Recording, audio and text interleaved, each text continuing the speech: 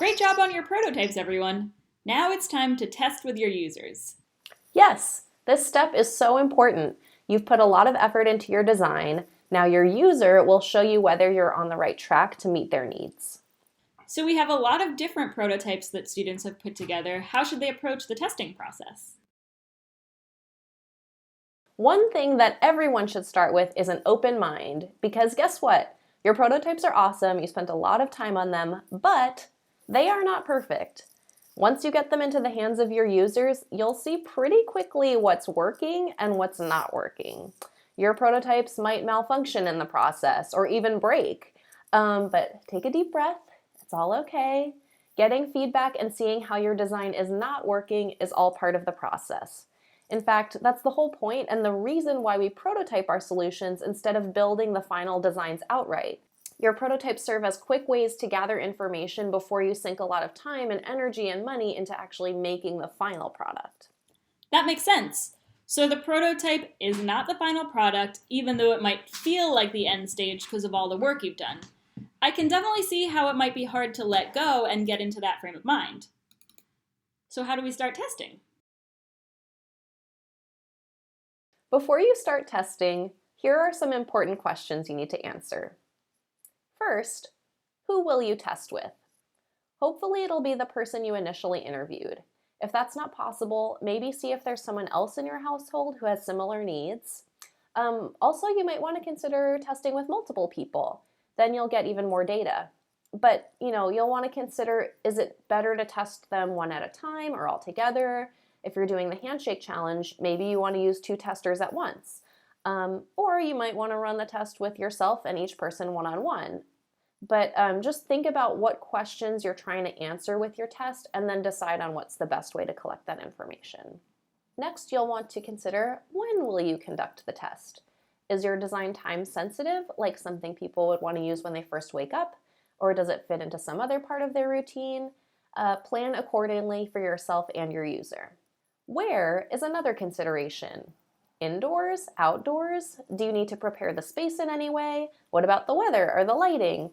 Again, you'll want to plan this with your user. Another question to ask is, how will you record the information you learned during your session?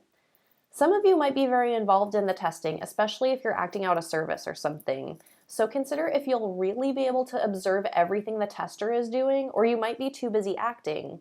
So think about if you want to record the session on video, maybe you can do an audio recording or figure out some way to take notes.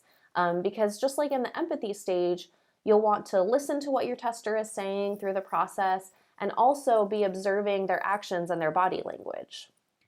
Wow, that's a lot of preparation before you even start testing.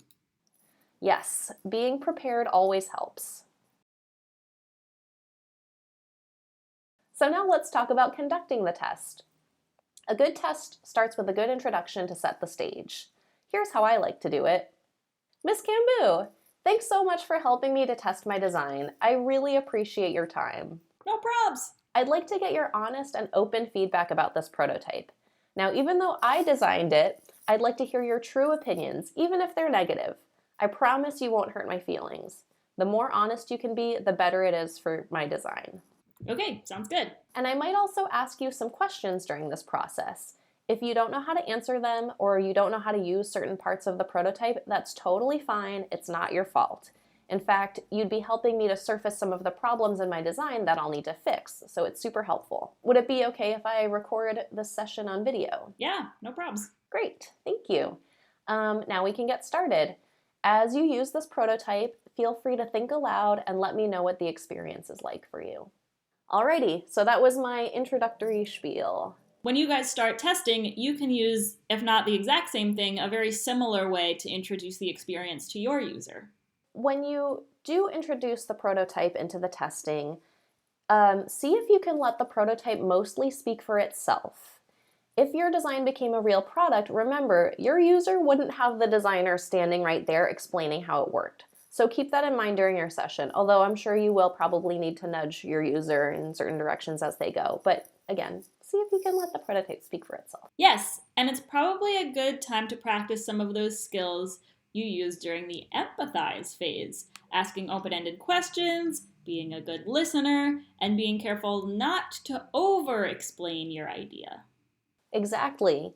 You might need to ask your users some questions, especially if they're not very vocal or expressive during the test. And at the end of the test, you might still have some questions, so you can conduct an interview or a debrief at the end, like you did in the empathize phase. So you can ask questions like, how did that make you feel? How does this product compare to what you do now? How would you improve the product? Whew, that's a lot of thinking that goes into the testing phase. It's almost like you designed this product and now you're also designing how to test it. Yes, it is super meta. There are so many factors to consider, it can make your head spin. So try your best to nail down the testing details before you get started. And always keep in mind the goals you have for your testing. What questions do you want to answer? And what is the best way to gather that information? Yes, you all wrote some really great questions about your designs in the prototype stage, so make sure to refer back to those questions when you're coming up with your testing plan. Exactly. So good luck everyone with your testing. I hope you gain lots of valuable insights. Keep an open mind and have fun. Thanks, Emily!